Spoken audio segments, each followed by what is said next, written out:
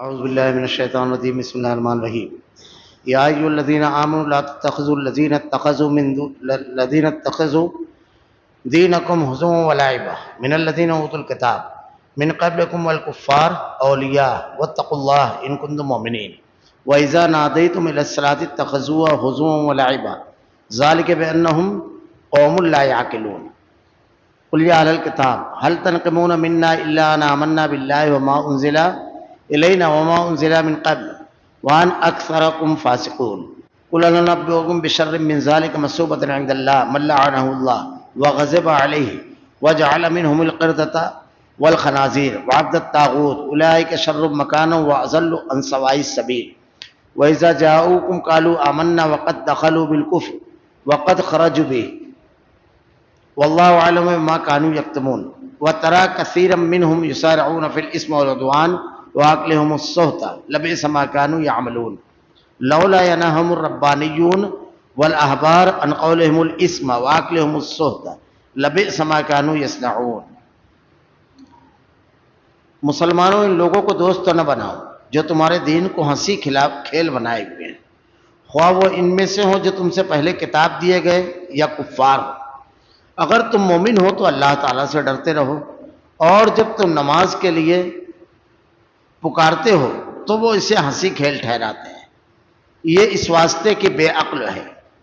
آپ کہہ دیجئے کہ اے یہودیوں اور نصرانیوں، تم ہم سے صرف اس وجہ سے دشمنیاں کر رہے ہو کہ ہم اللہ تعالیٰ پر اور جو کچھ ہماری جانب نازل کیا گیا ہے اور جو کچھ اس سے پہلے اتارا گیا اس پر ایمان لائے، اور اس لیے بھی کہ تم میں اکثر فاسق ہیں۔ کہہ دیجئے کیا میں تمہیں بتاؤں کہ اس سے زیادہ برے اجر پانے والے اللہ تعالیٰ کے نزدیک کون ہے؟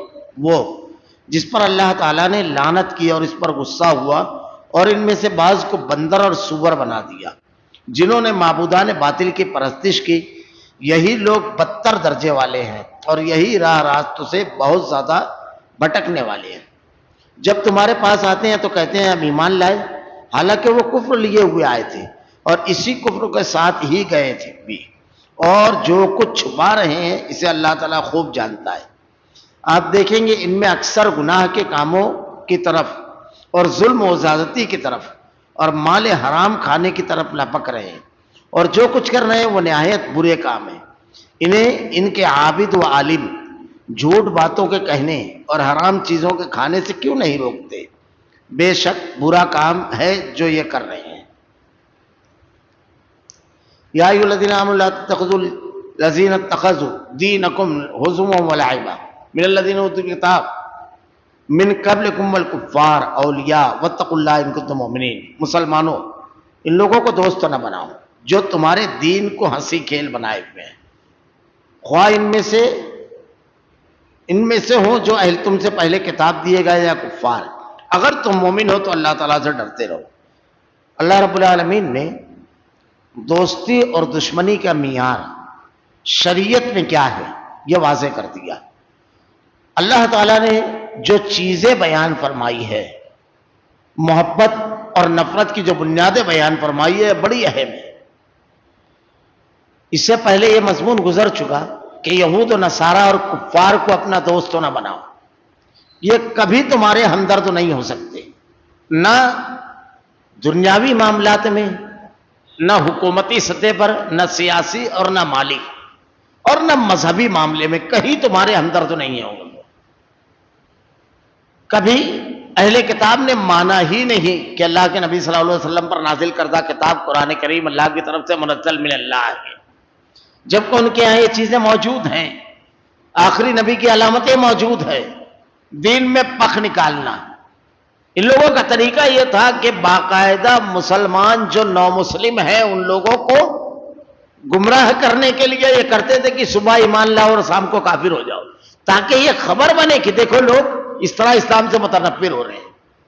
یہ لوگ اسلام کے نام پر سوالات اور شکوک پیدا کرتے ہیں، اسلامی تعلیمات کا مذاق اڑاتے ہیں، اس کا طریقہ کار الگ الگ ہے، لیکن یہودیوں کا خاص طور سے اس انداز میں مذاق اڑانا، اس انداز میں اس کو غلط قرار دینا۔ جیسے مثلا ہمارے یہاں قربانی کا جب موقع ہوتا ہے تو کچھ لوگ ہیں جو ایک یہودیوں کی طرف سے پھیلائے ہوئے ایک پروپیگنڈے کو بولنا شروع کر دیتے ہیں اتنے جانوروں کی قربانی کرنے کے بجائے مسلمانوں کو چاہیے کہ وہ سرمایہ جمع کر کے کوئی ہاسپٹل بنا لیں گے، کوئی بڑا تعلیمی ادارہ بنا لیں گے۔ اس کے کئی جوابات ہیں۔ پہلی چیز تو یہ کہ اللہ رب العالمین کی طرف سے ہے۔ اب اس کا اگر فائدہ غور کیا جائے تو لوگوں نے اس پر تفصیل لکھی ہے، کتنے جانور جو کسان پالتے ہیں ان کے بکتے ہیں، ان کو کتنا پیسہ ملتا ہے، پھر چارہ فروخت کرنے والوں کو کتنا پیسہ ملتا ہے، پھر اس کے بعد اس گوشت کو بنانے والوں کی کتنی کمائی ہوتی ہے، وہ پیسہ کس طرح گھومتا ہے سماج اور معاشرے کے اندر، ان کی کیسے مدد ہوتی ہے، پھر وَأَطْعِمُوا الْقَانِعَ وَالْمُعْتَرَّ، کھاؤ اور کھلاؤ جو بیچارے گوشت تو نہیں پا پاتے، ان 3 دنوں میں 4 دنوں میں وافر مقدار میں پاتے ہیں۔ یعنی اس کا فائدہ سراسر سماج اور معاشرے کو ہے، مالی، سماجی، غریبوں کے امداد، صلہ رحمی، ہر پہلو سے۔ اور سب سے زیادہ اہم پہلو کہ اللہ رب العالمین نے ہر مذہب کے والوں کے لیے قربانی کا کوئی نہ کوئی طریقہ متعین کیا ہے، اور سب سے بہتر طریقہ جو ہے وہ اسلام میں ہے، سب سے بہتر طریقہ۔ لیکن ایک اعتراض کا طریقہ میں اکثر اس کے بارے میں کہتا ہوں کہ کچھ لوگ ہوتے ہیں یہ جو اس ٹائپ کی چیزیں نا، مذاق اڑانا دین کا، بڑا اگر دینی اجتماعات جو ہوتے ہیں وہ کسی بھی دینی جماعت کے دین کا کام کرنے والوں کے لیے ان کے حوصلوں کو بڑھاتے ہیں، ان کے حوصلوں کے لیے مہمیز کا کام کرتے ہیں، ان سے ان کو توانائی اور قوت ملتی ہے کہ اتنی زبردست و تعداد، اتنے زیادہ ساتھی اللہ تعالیٰ نے ہمارے رکھے ہیں، اتنا دین کے کام کرنے والے ہیں۔ ہم قرآن پڑھتے ہیں روزانہ، 17 فرض رکعتیں پڑھتے ہیں، 12 سنن رواتب، وتر اور نوافل اس کے علاوہ ہے۔ ہر رکعت میں ایک آیت ضرور تلاوت کرتے ہیں سورہ فاتحہ کی، اہدنا الصراط المستقیم، اے اللہ ہم کو سیدھے راستے پر چلا، صراط الذین انعمت علیہم، جس پر تیرے انعام یافتہ بندے چلے۔ یعنی آدمی جتنی زیادہ آدمی کے آپس میں مورل سپورٹ ہو، احساس ہو کہ اتنے لوگ ہیں، اتنا زیادہ اس کو خوشی ہوتی ہے۔ مسافر تنہا نہ ہو چلنے والا۔ لیکن یہ جو کیا جاتا ہے کہ بھائی ایک اجتماع میں اتنا خرچ، اب اگر اس کو یہاں خرچ کر دیا جاتا، اجتماع کے فائدے، قربانی کے فائدے، دین کے کسی بھی معاملے پر عمل کرنے کے فوائد ہیں، لیکن کبھی آپ کو یہ نہیں ملے گا۔ یہ طریقہ کار جو ہے کسی اچھی چیز کو کنڈم کر کے ایک چیز جو کری جا سکتی ہے دوسرے ذریعے سے اس کو پیش کرنا، یہ کنڈم کرنا اصل ہوتا ہے کہ کیا ضرورت ہے یہ تمام چیزوں کی۔ ایک سوال ہے سیدھا سا، کبھی یہ نہیں بولتے کہ اگر 20,000 50,000 اور 1,00,000 کا موبائل لینے کی بجائے صرف ایک گاؤں کے لوگ 5,000 اور 2,000 والا موبائل استعمال کریں تو کتنا پیسہ بچے گا؟ آپ ایک گلی میں چلے جائیے، نہیں ایک گھر میں 5 لوگ ہیں، 5 کے پاس موبائل، کسی کے پاس 20,000 کا، کسی کے پاس 50,000 کا، کتنا لاکھ روپیہ جیب میں لے کر یہ قوم گھوم رہی ہے، اور آپ کہتے ہو کہ ایک ادارہ بنانے کے لیے دینی اجتماع رکاوٹ ہے، دینی کام رکاوٹ ہے، یہ مدارس میں جو جا رہا ہے یہ رکاوٹ ہے۔ وہ مدارس جو دین کے قلعے ہیں یہ وہ ہے جو ان چیزوں کو حماقت قرار دیتے ہیں، جبکہ یہی ذہانت ہے اور یہ احمق ہے جو ان کے علیہ کار ہیں۔ ایسے لوگ جو اس قسم کی بات کریں، نماز کے اوقات کے سلسلے میں، حج کے بارے میں، مختلف چیزوں میں، عمرے پر جا رہا ہے آدمی، اب اس سے کہا جا رہا ہے ہر سال عمرے پر آپ جا رہے ہو، اس کی بجائے یہ اللہ تعالیٰ اس کو توفیق دے وہ بھی کرے، اور نیک کام ختم کر کے کوئی کام کرنا، یہ کون سی دانش مندی ہے، یہ کون سی عقل مندی ہے؟ یہ تو بڑی عجیب و غریب حکمت ہے۔ اگر اس پر غور کیا جائے تو بہت ساری چیزیں ایسی ہیں کہ آدمی وہ نہ کرے۔ اب یہ ہر گھر میں تو لائٹ آ گئی ہے، اب کیوں اسٹریٹ لائٹ جلائی جا رہی ہے؟ گاڑیوں میں لائٹ ہے، اب تو اس کو بند کر دینا چاہیے، کتنی بجلی بچے گی؟ کبھی ان کا دماغ وہاں نہیں جائے گا، کبھی نہیں۔ بہت ساری چیزیں ایسی جو کہی جا سکتی ہے، لیکن ان لوگوں کا طریقہ کار یہ کہ دینی چیزیں خاص طور سے، یہ اللہ تعالیٰ کہہ رہا ہے تمہارے دین کو ہنسی کھیل بنائے ہوئے ہیں، دینی چیز کو، خواہ ان میں سے ہو جو تم سے پہلے کتاب دیے گئے یا کفار کافر جو ہنسی کھیل بنائے ہوئے ہیں۔ ایک اور چیز ہے، اگر تم مومن ہو تو اللہ سے ڈرتے رہو۔ ایک اور چیز ہے، بعض لوگ لطائف بناتے ہیں جنت کے بارے میں، جہنم کے بارے میں، اور اس کو مذاق بناتے ہیں۔ انتہائی بدترین گناہ ہے جو کفار اور یہود کا وتیرہ ہے کہ دین کو ہنسی کھیل بنانا، جہنم کے بارے میں لطیفہ بنائیں گے، وہ ہولناک عذاب ہے جہنم کا کہ جس کو دیکھ کر کے سارے رشتے توڑ دیں گے لوگ. وہ ہولناک عذاب ہے کہ کفار اعتراف کریں گے کہ ہم مجرم تھے، اے اللہ بخش دے. ساری دنیا کا سونا ان کو مل جائے تو وہ دے کر کے چھٹکارا حاصل کرنے کی کوشش کریں گے، لیکن کوئی سبیل نہیں ہوگی. جنت اللہ کی ایک ایسی نعمت ہے کہ آدمی جنت کے حصول کے لیے، حضرت جبرائیل کو جب اللہ تعالیٰ نے کہا جاؤ جنت دیکھ کر آؤ، اس کی نعمتوں کو جب دیکھا تو کہا اللہ تو نے تو اس میں ایسی نعمتیں رکھی ہے کہ اگر کوئی شخص جان جائے اس کی حقیقت تو ہرگز ایسا نہ ہو کہ وہ اس کو حاصل نہ کرے. اللہ کی نعمت، اس کا مذاق ان چیزوں کا، کسی دین کی بات کا مذاق اڑانا، نماز کا مذاق، روزے کا مذاق، یہ تمام چیزیں جو لطائف کی شکلوں میں آدمی ٹھٹا مارنے کے لیے کہتا ہے، ان سے ہرگز تمہارا تعلق نہیں ہونا چاہیے. ان مجلسوں سے آدمی اٹھ جانا چاہیے. پیچھے قرآن میں بیان کیا گیا جو دین کی طرف راغب کرنے والی جنت و جہنم، جہنم کا تذکرہ ہو تو خوف ہو، آدمی گناہ سے رک جائے. جنت کا تذکرہ ہو تو جذبے ایسے بیدار ہو جائیں کہ جنتی کام کرنے کے لیے آدمی بالکل بے قرار اور بے چین ہو جائے. اس کا ٹھٹا اور مذاق اڑانے والے اللہ تعالیٰ کہتا ہے اگر تم مومن ہو تو اللہ سے ڈرتے رہو، کیونکہ اللہ تعالیٰ ان لوگوں کو چھوڑنے والا نہیں ہے. وَإِذَا نَادَيْتُمْ إِلَى الصَّلَاةِ اتَّخَذُوهَا هُزُوًا وَلَعِبًا ذَلِكَ بِأَنَّهُمْ قَوْمٌ لَا يَعْقِلُونَ. جب تم نماز کے لیے پکارتے ہو تو ویسے ہنسی کھیل ٹھہرا لیتے ہیں. یہ اس واسطے کہ بے عقل ہیں. جب نماز کے لیے پکارا جاتا ہے تو اس کو ہنسی کھیل بناتے ہیں. نماز کے لیے پکارنا، منکرین حدیث کا ایک طبقہ پیدا ہوا ہے جو آج کے دور میں بہت زیادہ عروج پر ہے. اصل میں یہ منکرین قرآن ہیں، قرآن کا انکار کرنے والے. کیوں کہ جتنی باتیں یہ کہتے ہیں حدیثوں پر جو اعتراض ہے اس ٹائپ کا مضمون قرآن میں آپ کو ملے گا قریب.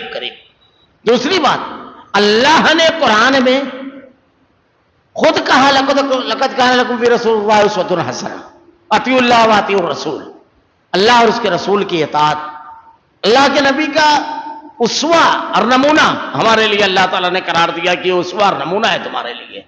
تو رسول کی اطاعت، حدیثوں کو ماننا. اللہ نے کہا کتاب والحکمہ، کتاب اور حکمت. تو اللہ نے کتاب بھی دی قرآن اور حکمت حدیث بھی دی. اللہ کے نبی صلی اللہ علیہ وسلم نے ارشاد فرمایا تو میں تمہارے درمیان دو چیزیں چھوڑ کر جا رہا ہوں.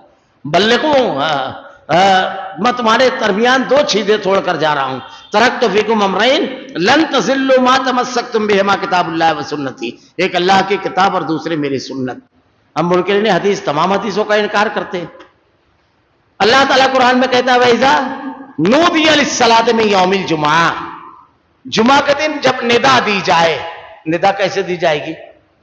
کیا لوگوں کا نام پکارا جائے گا کہ اے فلاں اے فلاں اے نماز کے لیے؟ یہ اذان جو ہے یہ حدیث میں، اور اس کا مذاق اڑاتے ہیں، ٹھٹا اڑاتے ہیں. اللہ تعالیٰ نے کہا اس واسطے بے عقل ہے جو شریعت کی تعلیمات کا یا قرآن و حدیث کا مذاق اڑائے وہ حقیقت میں بے عقل ہے. قل یا اہل الکتاب هل تنقمون منا الا ان آمنا بالله وما انزل الینا وما انزل من قبل وانا اکثرکم فاسقون. آپ کہہ دیجئے اے یہودیوں اور نصرانیوں، تم ہم سے صرف اس وجہ سے دشمنیاں کر رہے ہو کہ ہم اللہ تعالیٰ پر اور جو کچھ ہماری جانب نازل کیا گیا ہے اور جو کچھ اس سے پہلے اتارا گیا اس پر ایمان لائے. اللہ رب العالمین نے دشمنی کی وجہ بتائی. یہ کیوں؟ اپنی بستی پر کیوں اسرائیل حملے نہیں کرتا؟ قاتل ہے، اس کو قتل کرنے کا شوق ہے، معصوم لوگوں کو، بے گناہوں کو مارنے کا شوق ہے. کیوں؟ غزہ ہی کو کیوں ٹارگٹ کیا گیا؟ کیوں کیا جاتا ہے؟ میانمار میں صرف مسلمانوں کو کیوں ٹارگٹ کیا گیا؟ افغانستان کے اندر، عراق کے اندر، ملک شام کے اندر کہ جتنی بھی مقامات آپ دیکھیں گے صرف اور صرف ایک وجہ ہے، وہ اللہ کی شریعت، اللہ کے اوپر ایمان، قرآن پر ایمان. ہمارے یہاں جو ٹارگٹ کیا جاتا ہے آئے دن مسلمانوں کو، آپ دیکھیے ہر جگہ پوری دنیا میں آپ یہ دیکھیں گے منظر. جھگڑا کیا ہے؟ سب آدم کی اولاد ہے، سب انسان ہے، حقوق انسانی کے چمپئن لمبی لمبی بات کرتے ہیں، لیکن اصل نزاع کیا ہے؟ اللہ تعالیٰ کہہ رہا ہے آپ کہہ دیجئے تم صرف وہ اس وجہ سے دشمنیاں کر رہے ہو کہ ہم اللہ پر اور جو کچھ ہماری جانب نازل کیا گیا اور جو کچھ اس سے پہلے اتارا گیا اس پر ایمان لائے. بڑی اہم چیز ہے یہاں اللہ نے بیان فرمائی. ہم سے دشمنی اس لیے ہے کہ ہم اللہ کو، اس کی نازل کردہ کتاب، اس کی شریعت کو ماننے والے ہیں. اب ہم کو اس دشمنی کا معاملہ جو ہے تکلیف دے نہیں ہے، کیونکہ اللہ نے صاف کر دیا تمہارے دشمن اس وجہ سے ہیں کہ اللہ رب العالمین کا مان لے. اور صرف اتنا نہیں بلکہ جو کچھ اس سے پہلے اتارا گیا اس پر ایمان لائے، یعنی پچھلی کتابوں پر بھی ایمان لائے. یہ ان کے بعد جو کتابیں اتاری گئی اس کے اوپر ایمان نہیں لائے. جیسے یہود حضرت عیسیٰ علیہ السلام اور آپ پر اتاری ہوئی انجیل، قرآن اللہ کے نبی صلی اللہ علیہ وسلم، اسی طرح عیسائی اللہ کے نبی صلی اللہ علیہ وسلم اور آپ پر اتاری ہوئی کتاب اس پر ایمان نہیں لائے. لیکن جو آسمانی کتابیں جن کو اللہ نے کہا ہے ہم اس پر ایمان لاتے ہیں کیونکہ اللہ نے اس کے بارے میں نازل فرمایا. ہمارے اور تمہارے جھگڑے کی بنیاد ایک بڑا مشہور واقعہ ہے. حضرت ابوبکر صدیق رضی اللہ تعالیٰ عنہ، اللہ کے نبی صلی اللہ علیہ وسلم ایک مرتبہ مسجد حرام میں ہجرت سے پہلے ابتدائی اسلام میں نماز پڑھ رہے تھے. عقبہ بن ابی معیط نے آپ کی گردن میں چادر ڈال کر اس طرح گھمایا کہ آپ کی آنکھیں ابل پڑی. حضرت ابوبکر صدیق رضی اللہ تعالیٰ عنہ گئے اور آپ نے اللہ کے نبی صلی اللہ علیہ وسلم کو چھڑایا اور یہ جملہ کہا کہ لوگوں تم صرف اس لیے ان کو تکلیف دے رہے ہو کہ یہ کہتے ہیں کہ اللہ ایک ہے. جھگڑا کیا تھا؟ مشرکین مکہ اللہ کے نبی صلی اللہ علیہ وسلم سے کس لیے بھڑے تھے؟ یہ عقیدے کی معاملہ تھا. آپ نہیں سمجھ رہے ہو کہ آپ کا دشمن کیوں ہے. یہ پہلے جو آئے تھے اب اس سے اس مضمون کو ملا لیجیے. آپ کی دشمنی کیا ہے اس سے؟ آپ نہیں سمجھ رہے ہو، آپ اس کو تو سمجھ رہے ہو. یہ کیوں آپ کو دشمن سمجھا ہوا ہے؟ آپ کبھی غور کیے اللہ کے نبی صلی اللہ علیہ وسلم کی ذات اقدس کیسی ہے کہ مکہ کی لوگوں کے نسلوں نے ایسا مکارم اخلاق کا مجسم نمونہ، ایسی جامع شخصیت نہیں دیکھی تھی. اسی لیے جب حجر اسود کا نزاع اور جھگڑا ہوا، کعبۃ اللہ کی تعمیر ہو گئی اور یہ ہوا کہ اب حجر اسود کون نصب کرے گا، اس کے مقام پر تو تلواریں نکل گئی کہ اب جو رہے گا وہ کرے گا. اور کوئی یہ چاہتا تھا اعزاز حاصل کرے. بیٹھ گئے سب، کہا اب جو پہلا آدمی حرم میں داخل ہوگا وہ فیصلہ کرے گا. اللہ کے نبی صلی اللہ علیہ وسلم تشریف لائی، سب بیٹھے. کہا صادق و امین آ گئے. یہ نہیں کہا صادق و امین آ گئے، صادق اور امین. اور اس کے بعد اللہ کے نبی صلی اللہ علیہ وسلم کی شخصیت کیسی تھی کہ آپ نے چادر بچھائی، اپنے دستے مبارک سے رکھا. صادق و امین انہوں لوگوں نے کہا تھا، یہ دستے مبارک تھا اس مقام کے لیے. آپ نے رکھا اور اس کے بعد کہا اب چادر کا کونا سب اٹھائے پکڑ کر کے. ہر کسی کو اٹھانے کا اعزاز حاصل ہوا اور آپ نے پھر حجر اسود کو اس کے مقام پر رکھا. خاموشی سے سب نے تسلیم کر لیا. کسی کو نہیں لگا کہ میں تو 2 نمبر پہ چلا گیا. اعزاز اٹھانے والا اور رکھنے والا تو ایسی مسلم شخصیت. لیکن آپ نے جیسے ہی توحید کا اعلان کیا دشمنی ہو گئی. تم نہیں سمجھتے تمہاری دشمنی کی وجہ، تم ان کو دوست بول رہے ہو، اللہ تم کو سمجھا رہا ہے، نہیں سمجھ میں آ رہا ہے، غور نہیں کرتے تمہاری دشمنی کی وجہ کیا ہے. دوستی اور دشمنی کا معیار کیا ہوتا ہے؟ محبت کس سے کی جاتی ہے؟ اصولوں کی سوداگری نہیں کرتا آدمی. محبت اس سے کی جاتی ہے جو اصول پسند آدمی ہو، سچائی کو ماننے والا ہو. جھوٹے کو کوئی پسند کرتا ہے؟ غلط کو کوئی پسند کرتا ہے؟ آدمی اپنی زندگی میں کاروبار کرتا ہے، اگر کوئی آدمی وعدہ خلاف ہے، دھوکہ دینے والا ہے، اس سے کاروبار کرنا پسند نہیں کرتا. جو دین کے معاملے میں سب کرنے والا ہے اس کو آپ، جب اللہ سے وہ یہ کر رہا ہے تو بندوں سے کیا کرے گا وہ؟ جب اللہ کا خوف اس کے اندر نہیں ہے. تو اسی لیے کہا گیا دوستی نہیں، حد. چلتے چلتے جو چیزیں ہو جاتی ہے ٹھیک ہے، اس کی حدود ہے، اس کے اللہ تعالیٰ نے مقام بتا دیا کہ یہ دین کا کھلواڑ کرنے والے، یہ اپنے رب کے وفادار نہیں ہیں، یہ اخلاقیات سے اور شرافت اس کے بنیادی اصول سے منحرف ہے. تمہارے دوست کیسے ہو سکتے ہیں؟ جس کے پاس دین نہیں ہو بےایمانی کرے گا، وہ ظلم کرے گا، سب کرے گا. یہ اسلام ہے جس نے میدان جنگ میں کہا کہ عورتوں کو نہ مارو، بچوں کو نہ مارو، جو ہتھیار رکھتے ہوئے فوجی اس کو بھی نہ مارو، سایہ دار اور پھلدار درختوں کو نہ کاٹو. یہ اسلام ہے. یہ بلی کو اگر باندھ دی ایک عورت اور وہ مر گئی، اس لیے کہ اگر وہ کھلی رہتی تو کھا لیتی، اللہ کے نبی نے کہا وہ جہنم میں گئی. ایک کتے کو پانی پلا دی، اللہ کے نبی نے کہا اس کی وجہ سے اللہ نے اس کو جنت دی. اللہ کے نبی نے ارشاد فرمایا ایک ٹہنی تھی جو راستے میں تھی، لوگ بڑے تکلیف سے گزرتے تھے، ایک شخص نے اس کو کاٹ دیا، اللہ نے اسی کی بنیاد پر اس کو جنت. یہ اخلاقیات، یہ شرافت، اس کو نہیں ماننے والا، اور آپ کے یہاں دوست ہے، مقرب ہے، تعظیم کے لائق ہے، سوچتے نہیں ہم. دیکھیے اللہ نے کہا اس لیے کہ تم میں اکثر فاسق ہیں. لوگوں کو کہا قل هل انبئكم بشر من ذلك مثوبة عند الله من لعنه الله وغضب عليه وجعل منهم القردة والخنازير وعبد الطاغوت اولئك شر مكانا واضل عن سواء السبيل. کہہ دیجئے میں کیا میں تمہیں بتاؤں اس سے بھی زیادہ برے اجر پانے والے اللہ کے نزدیک کون ہے؟ اللہ بتا رہا ہے کون ہے.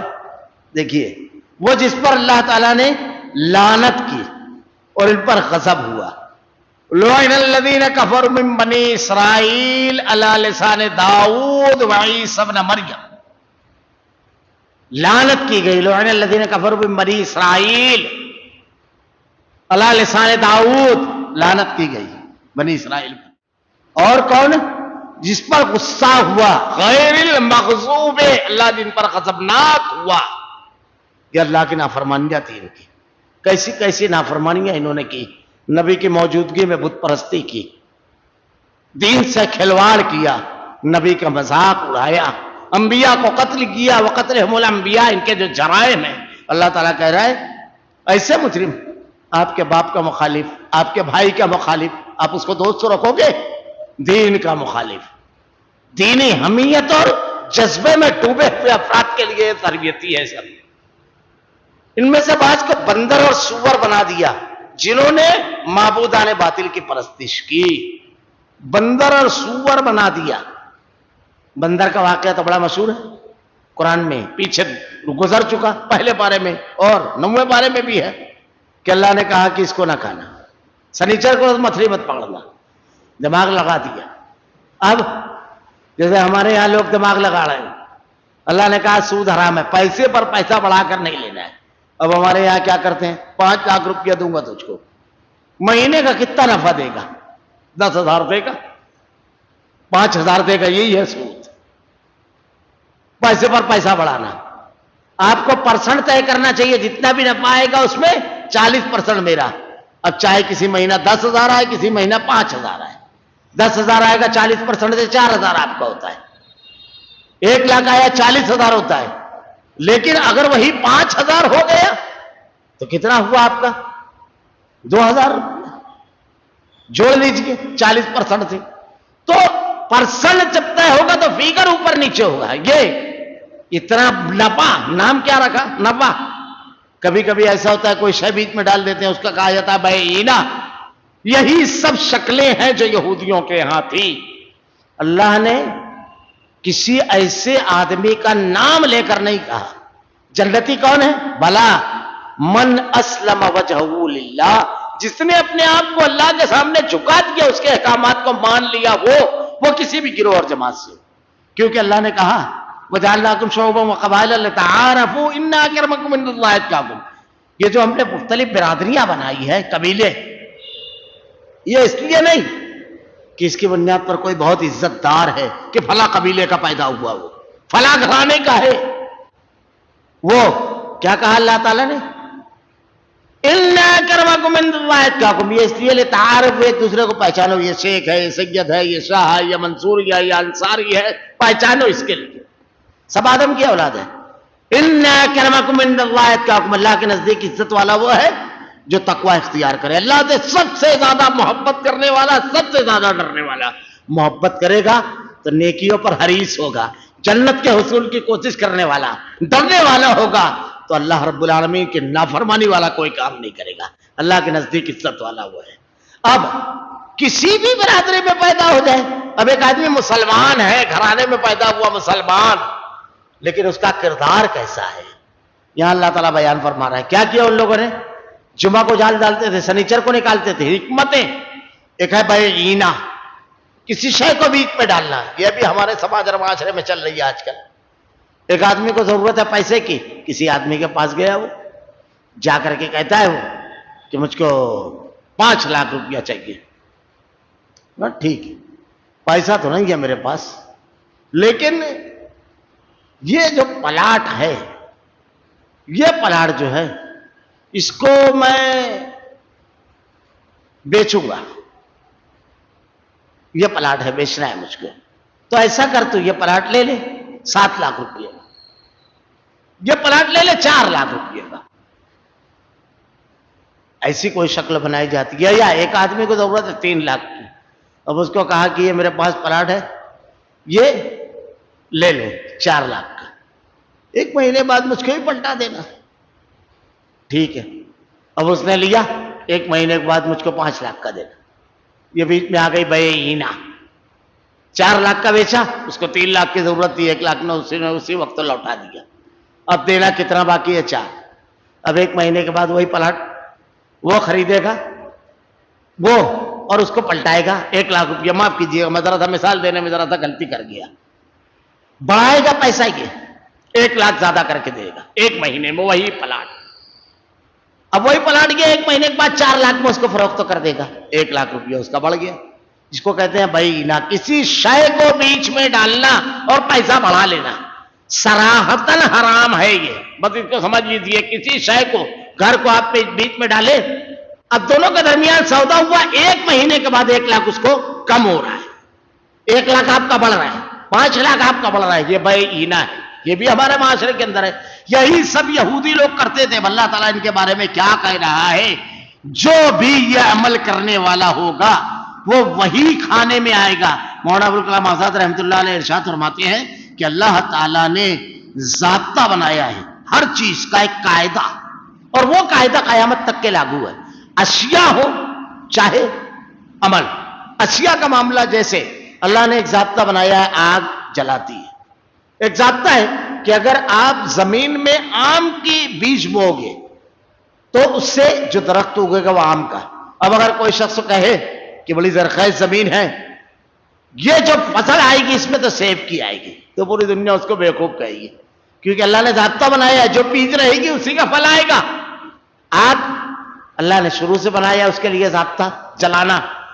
ماضی کے دور میں جب لوگ گھروں میں رہتے تھے تو آگ جلاتی تھی. آج کے دور میں بہت ترقی ہو گئی ہے، کوئی یہ کہہ کر کے ہاتھ ڈال دے ہوئے آگ میں تو کیا ہوگا، جلا دے گی. چیزوں کے لیے ایک ضابطہ اللہ نے بنایا ہے. زہر کھاؤ گے تو موت آئے گی، یقینی چیز ہے.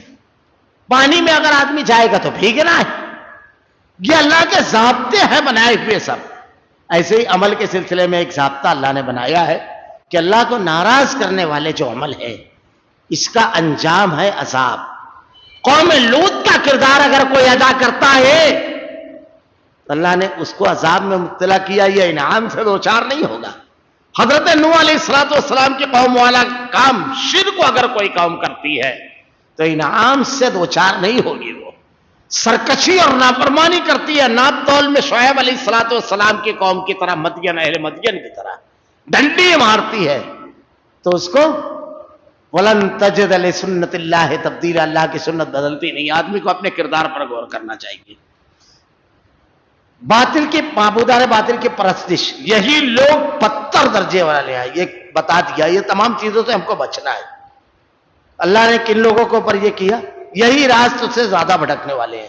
وَإِذَا جَاءَكُمْ قَالُوا آمَنَّا وَقَدْ دَخَلُوا بِالْكُفْرِ وَهُمْ قَدْ خَرَجُوا بِهِ وَاللَّهُ أَعْلَمُ بِمَا كَانُوا يَكْتُمُونَ. اور جب تمہارے پاس آتے ہیں تو کہتے ہیں ہم ایمان لائے، حالانکہ وہ کفر لیے ہوئے آئے تھے اور اسی کفر کے ساتھ ہی گئے بھی.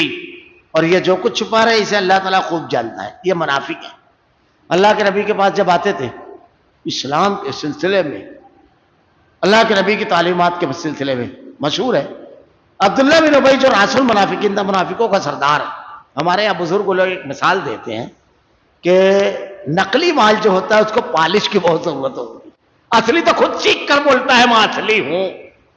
تو جو لوگ بے دین ہوتے ہیں وہ بڑی دینداری کا ڈھکوسلا کرتے ہیں. تو یہ کھڑا ہوتا تھا اللہ کے نبی صلی اللہ علیہ وسلم کے خطاب سے پہلے کہ لوگوں ان کی بات توجہ کے ساتھ سنو، یہ تمہارے رہبر ہیں، رہنما ہیں، ان کی باتوں پر عمل کرنے پر دنیا اور آخرت میں کامیابی ہے. اور منافقوں کا سردار تھا، کوئی موقع چھوڑا نہیں. ایسے بہت سارے لوگ رہتے ہیں مجلس میں جب دینی بیٹھتے ہیں تو ان کی دینداری اور ایمانداری تو ایسی ہوتی ہے جنت کاندھے پہ لے کر بات کرتے ہیں، لیکن جب آپ معاملات کیجئے، جب آپ لین دین کیجئے، کفر ہی رہتا ہے. میں تو بس دین کی بات آئی تو ختم. لیکن جب بات اس کے اوپر آتی ہے تو اندر کچھ رہتا نہیں. یہ منافقین کی صفت ہے. مومن کی صفت کیا ہے؟ یہودیوں کے بارے میں اللہ نے کہا سمعنا وعصینا، سنا اور مخالفت کی. سنا اور مخالفت کی کیسے؟ ایسا نہیں ہوتا تھا کہ ایسے مجلس بیٹھی بھی اور ایک حکم دیا گیا اور مخالفت نہیں. ان سے کہا گیا سود حرام ہے، سنا اور کھا رہے ہیں. جھوٹ بولنا منع ہے، سنا اور عمل کر رہے ہیں. سنا اور سمعنا وعصینا، مخالفت کی. اللہ سب کی ہماری حفاظت فرما رب العالمین. گناہوں سے ایسا نہ ہو ہمارے لیے. ہمارے معاشرے میں کتنا ہے یہ سب سمعنا وعصینا. صحابہ کرام کی صفت اللہ تعالیٰ نے کیا بیان فرمائی؟ سمعنا واطعنا، نفع نقصان کچھ نہیں. اللہ کے نبی نے کہا کہ شراب حرام. ایک صحابی آئے اور کہنے لگے کہ اللہ کے رسول دیکھیے معاملہ کتنا یعنی کسا ہوا. کہا اللہ کے نبی میرے 2 یتیم بھتیجے ہیں، ان کے باپ کی وفات کے بعد میں نے ان کے مال کی شراب خرید کر، چھوٹے چھوٹے معصوم، اس کو زمین میں دفن کر دیا تاکہ کچھ مدت گزرنے کے بعد اس کو جب بیچوں تو شراب جتنی قدیم ہوتی ہے اتنی زیادہ نشہ آور اور قیمتی ہوتی ہے. ایسا بیان کیا جاتا ہے تاکہ ان کی قیمت بڑھ جائے. تو اللہ کے نبی صلی اللہ علیہ وسلم شراب حرام ہو گئی. اب اللہ کے نبی صلی اللہ علیہ وسلم نے ارشاد فرمایا کہ تم اسے ضائع کر دو، اسے ضائع کر دو، اور جب بلا مقام کا مال آئے گا تو تم میرے پاس آنا،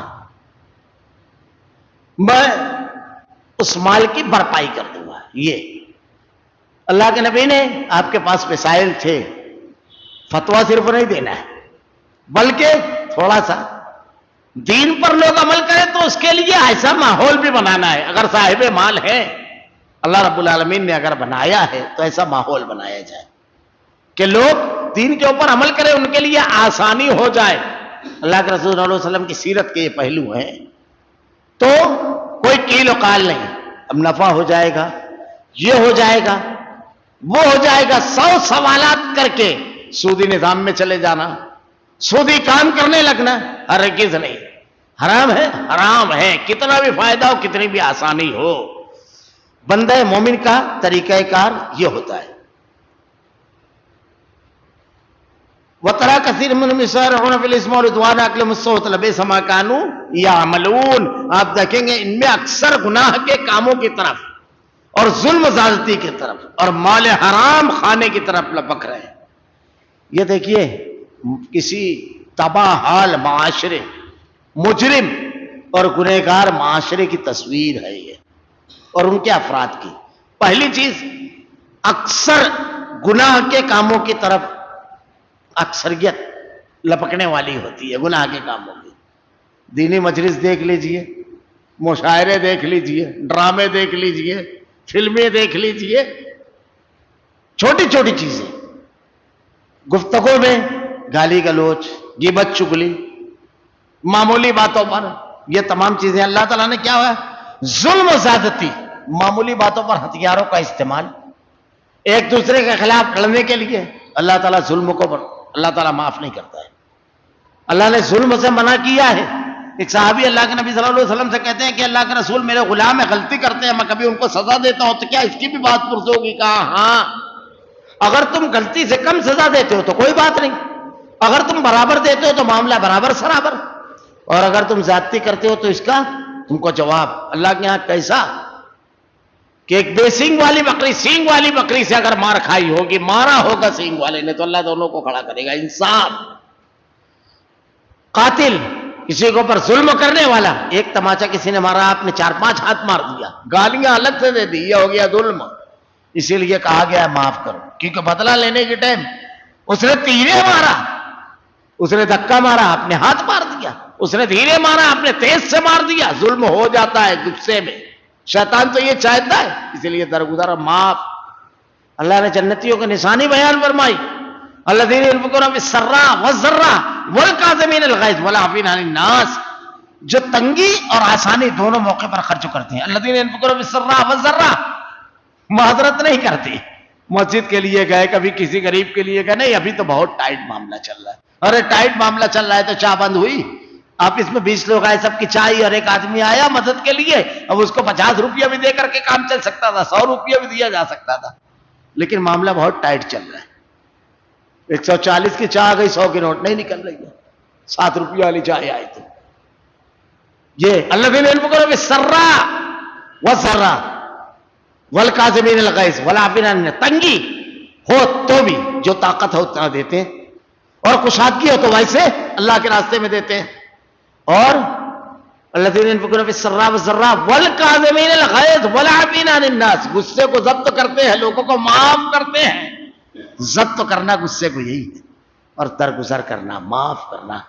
یہ آپ قرآن کی آیتیں پڑھیے، آگے جو ہے سارے سابقو الی مغفرۃ من ربکم وجنۃ عرضها السماوات والارض، وہ جنت اللہ نے ان کے لیے کہا ہے لپکو دوڑو جس کی وسعت زمین اور آسمان سے بڑھ کر کے ہے. بڑی اہم چیز ہے یہ. تو اللہ تعالیٰ کہہ رہا ہے ظلم کہ الذین ينفقون اللہ تعالیٰ کہہ رہا ہے ظلم کرتے ہیں اور مال حرام کھانے کی طرف لپک رہے ہیں. اللہ کے نبی نے کہا قیامت قریب جب ہوگی تو آدمی یہ نہیں دیکھے گا کہاں سے کمایا، بس مال چاہیے.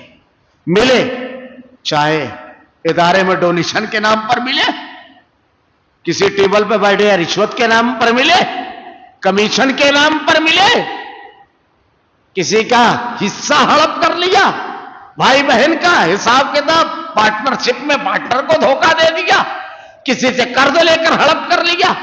یہ نہیں دیکھے گا آدمی کہاں سے آ رہا ہے مال. اور قیامت کے روز 5 سوال کا جواب اگر آدمی نہیں دے گا تو 1 قدم نہیں بڑھ پائے گا. پہلا سوال اس میں دیکھیے 5 سوالات، عمر کہاں لگائے، مال کہاں سے کمایا، صرف یہ نہیں کہاں خرچ کیا، دونوں سوال ہے. کہاں کمایا، سب سے زیادہ آدمی کو اس میں اگر حرام گیا، اس کے نقصانات اگر بیان کی جائیں، کساوت، شکیول قلبی، اس کے اثرات اولاد پر آتے ہیں، آدمی کی نیکی اور برائی کے. حضرت موسیٰ علیہ السلام کا واقعہ پڑھ گیا، حضرت خضر کے ساتھ جب اس بستی میں گئے دیوار گر رہی تھی، آپ نے دیوار اٹھا دی. حضرت موسیٰ علیہ السلام نے کہا کہ ان لوگوں نے ہماری میزبانی نہیں کی. پہلے دور میں ہوٹلیں نہیں تھی، تو کسی بھی علاقے میں آپ جائیں تو ان علاقے کے لوگوں کی ذمہ داری رہتی تھی کہ وہ آپ کو کھانا کھلائے. ان لوگوں نے انکار کر دیا، مگر آپ نے وہ دیوار سیدھی کر دی. تو کیا کہا، یتیم بچوں کا معاملہ ہے، یہ یتیم بچوں کا معاملہ تھا، اور ان کا باپ اس دیوار میں خزانہ مال رکھا ہے، اگر ابھی ٹوٹ گئی دیوار تو لوگ لے لیں گے. اس کے بعد جو جملہ ہے وَكَانَ أَبُوهُمَا صَالِحًا، ان کا باپ نیک آدمی تھا. نیکی کے اثرات اور نیکی کے فوائد نسلوں کو ہوتے ہیں. ہماری نسلوں کو اپنی بہت فکر کرتا ہے میرے بچوں کا کیا ہوگا، گھر کہاں، کاروبار بناؤ. ذرا سا ان کے مستقبل میں اللہ کسی کو کھڑا کر دے، برگزیدہ بندوں کو کوئی مشکل آئے تو نیک اعمال بھی آدمی کرتا چلے، نیکیاں بھی کرتا چلے. تو کیا ہے، مال کہاں سے کمایا، کہاں سے خرچ کیا، یہ بہت زیادہ اہم چیز ہے کہ آدمی اس سلسلے میں مال حرام کھانے کی طرف لپک رہے ہیں. جو کچھ یہ کر رہے ہیں وہ نہایت برے کام ہے. یہ میرا آپ کا کسی مفتی کا نہیں، اللہ کا فیصلہ کن جملہ ہے. حرام خور ہے، کمیشن خور ہے، رشوت خور ہے، حرام ذریعے سے مال حاصل کرنے والا ہے. اچھا آدمی اچھا کام کرتا ہے، برا آدمی ہے جو یہ برائیاں کر رہا ہے وہ. اور کبھی کبھی تو ایسا ہوتا ہے بڑے لوگ کرتے ہیں تو چھوٹوں کے لیے آسانی ہو جاتی ہے، ان کے لیے راستہ کھل جاتا ہے. اس لیے ہمیشہ اس سے خود بھی بچیں اور اپنی نسلوں کو بچائیں. لولا ينهاهم الربانيون والاحبار عن قولهم الاسم واكلهم السحت لبئس ما كانوا يصنعون. انہیں ان کے عابد اور عالم اور عابد دو بات کہی گئی. دیکھیے ربانیون والاحبار، یہ دونوں کون، عابد کون، بہت متقی پرہیزگار، لمبا کرتا، لمبی داڑھی، الحمدللہ بڑی اچھی چیز ہے تمام چیزیں، نمازوں کے پابند، تلاوت کرنے والے. مگر کیا کرتے ہیں، جھوٹ ان کے عالم عابد جھوٹ باتوں کے کہنے، حرام چیزوں کے کھانے سے کیوں نہیں روکتے؟ بہت اہم چیز ہے یہ نہیں روکنا، اور خاص طور سے وہ جو قائد بڑے علماء ہیں، اس پر میں انشاءاللہ آئندہ ہفتہ تفصیل سے بیان کروں گا۔ آج جو ہمارے سماج اور معاشرے میں اتنا برا ہو گیا ماحول، معاملات پر بہت کم بولا جا رہا ہے۔ ہمارے ہاں بہت اچھی چیزیں فضائل بیان کرنا چاہیے، عبادت، زہد و تقوی، لیکن معاملات بھی بہت ضروری ہیں، دونوں ساتھ ساتھ چلتے ہیں، کسی ایک کو کم نہیں کیا جائے گا، کسی کو بھی بہت ضروری چیز ہے۔ جھوٹ، حرام خوری، جھوٹ سے آدمی کا اپنا معاملہ یہ ہوتا ہے بغیر معتبر ہو جاتا ہے، حرام سے نیکیاں۔ ایک حدیث صرف بیان کروں، حرام کے نقصانات بے شمار ہیں کہ اللہ کے نبی نے کہا کہ اگر 3 لوگ ایسے ہیں جن کی دعا جب وہ ہاتھ اٹھاتے ہیں تو اللہ واپس سے لوٹاتا ہے، عرش اور ان کے درمیان کوئی آڑ پردہ نہیں۔ ایک مظلوم جس کو پر ظلم کیا جائے۔ آج ہمارے یہاں یہ نوجوان نشے کی حالت میں معمولی باتوں پر ہتھیاروں کا جو آزادانہ استعمال کرتے ہیں، سنیں کسی کو پر ظلم کیا گئے، جو دادا گیری کرتا ہے، جو ظلم کرتا ہے، سیاسی دبدبہ ہے، اس کی وجہ سے انتقام لے رہا ہے، آدمی سمجھ رہا ہے کہ کچھ نہیں ہونے والا ہے۔ مظلوم اگر وہ ظالم کے خلاف اللہ کو مدد کے لیے پکارتا ہے، اس کی آہ دل سے نکلتی ہے، اللہ رب العالمین اس کو قبول کرتا ہے۔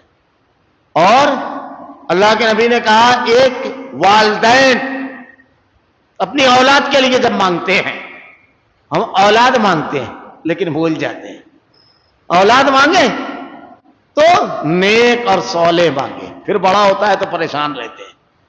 اللہ سے اولاد جب بھی مانگے، ربنا هب لنا من ازواجنا وذرياتنا قرة اعين وجعلنا للمتقين اماما، حضرت ابراہیم علیہ السلام نے کہا۔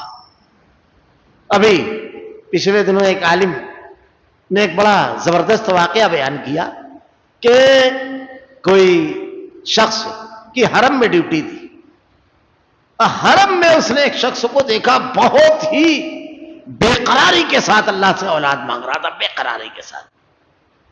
حیرت انگیز بات، اسی آدمی کی ڈیوٹی 20-22 سال کے بعد کوئی حجر اسود کے پاس تھی، اور اسی شخص کو دیکھا وہ اپنے بیٹے کے لیے بد دعا کر رہا ہے، اسی شخص کو حرم میں۔ ذرا اللہ اکبر، کیسی اذیت پہنچی ہوگی اس کو۔ وہ اپنے ساتھی سے کہتا ہے کہ وقت بھی شاید اس کا ختم ہو رہا تھا، ساتھی سے کہا کہ میں اس سے کچھ بات کروں۔ ان کو بلایا، کہا تم 20 سال پہلے، 20-22 سال پہلے اولاد کے لیے اس طرح مانگ رہے تھے کہ میں آپ کی طرف متوجہ ہو گیا، اور آج اسی کو بد دعا دے رہے ہو، آپ ہی ہو؟ کہا ہاں میں۔ کہا جب بھی غلط دعا مانگی ابھی پھر غلط دعا مانگ رہے، پھر جب تم نے نیک اور صالح بیٹا نہیں مانگا اللہ سے، آج اس کے لیے ہدایت مانگو اللہ سے، اللہ اس کو نیک بنا دے رہے، یہ مانگو، بد دعا کیوں دے رہے ہو؟ آج بھی غلطی کر رہے ہو۔ وہ رونے لگا، اور اس کے 1 سال بعد وہ اپنے بیٹے کے ساتھ آیا عمرہ کرنے کے لیے، اور ملا کہ اللہ رب العالمین نے اس کو ہدایت دی۔ اولاد کے حق میں والدین کی دعا۔ تیسرا، وہ مسافر جس کا سب لٹ گیا، اب کچھ بھی نہیں بچا اس کے پاس، گھر تک بھی نہیں جا سکتا، بھوکا پیاسا ہے، اللہ سے دعا مانگتا ہے، اللہ اس کو دیتا ہے۔